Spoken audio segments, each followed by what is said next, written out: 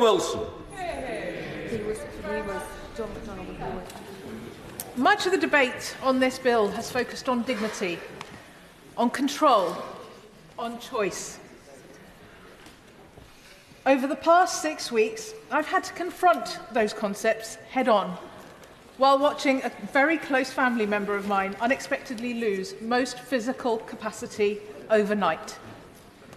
Watching someone you love deeply, who has been a proud, a strong, an independent person, unable to perform the most basic of human functions without help, and the corresponding mental impact of that physical incapacity is utterly devastating for them and for their nearest and dearest.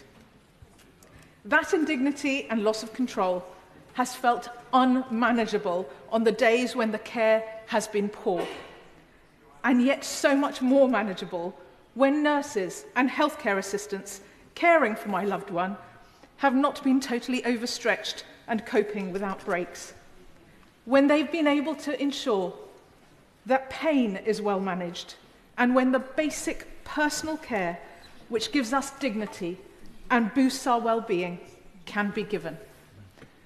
And that brings me to the heart of the conundrum that we face today. Many of us in this place want to give people choice and autonomy over the way they manage how they leave this world. But the reality is, and I have seen it up close and personal these past 6 weeks, our NHS and care system is nowhere near giving people that choice. It is absolutely creaking at the seams. Now, I am very grateful that my amendment has been accepted today. But a report on its own is not going to improve our palliative and end-of-life care. And we have had no commitment from ministers as yet that they will do so. The result will be either people choosing to end their lives before they want to, or those who already have a huge distrust in the system, particularly from minority and disadvantaged communities whose voices have been heard the least in this debate, choosing not to access the care they need, dying an even more traumatic death. I do not believe that supporters of this bill want to see either of those things to happen. Mr. Speaker, as parliamentarians, today we have to cast quite possibly one of the most consequential votes of our time in this place. On such a complex and sensitive issue as assisted dying, it is only right that we turn to experts and make evidence-based decisions.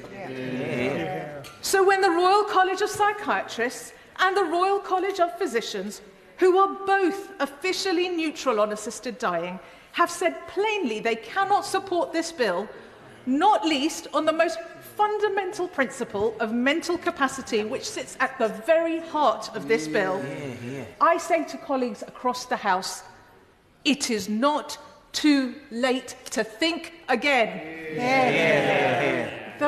The very people who will be tasked with delivering the service we are legislating for today, a service which, by the way, we still have no idea what it will look like and how it will be funded, they say it is not safe. How many lives taken in error is too many? 1 in 10, 1 in 100? This House, clearly supports the principle of an assisted death, as does the public, but not at any cost. This bill is not fit for purpose, and the experts have told us the safeguards in it will not adequately protect those who most need, indeed expect us as legislators to protect them.